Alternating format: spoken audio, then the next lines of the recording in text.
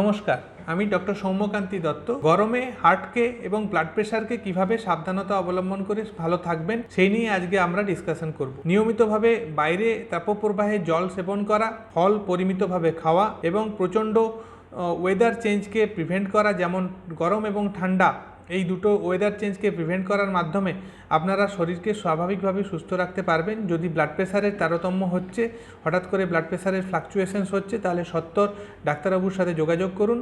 এবং গরমে যাদের মাথা ঘোরানো, পায়ে ক্র্যাম্প ধরা এবং হঠাৎ করে পড়ে যাওয়ার মতো অবস্থা হচ্ছে, তাদের ক্ষেত্রে অতি অবশ্যই রিকোয়েস্ট করব যে তারা একটা ইসিজি করিয়ে ডাক্তারবাবুর অধীনে চিকিৎসায় থাকুন। সুস্থ থাকুন, গরমে সাবধানতা অবলম্বন করে থাকুন, নিয়মিতভাবে জল খান এবং যারা ব্লাড প্রেশারের ওষুধ খান তারা অতি অবশ্যই ব্লাড প্রেশার চেক আপে রাখুন। ডায়াবেটিক পেশেন্টদের ক্ষেত্রে আরও সাবধানতা অবলম্বন করে থাকা উচিত। তাই জন্যই আমাদের অনুরোধ, গরমে সাবধানে থাকুন, সুস্থ থাকুন, ভালো থাকুন।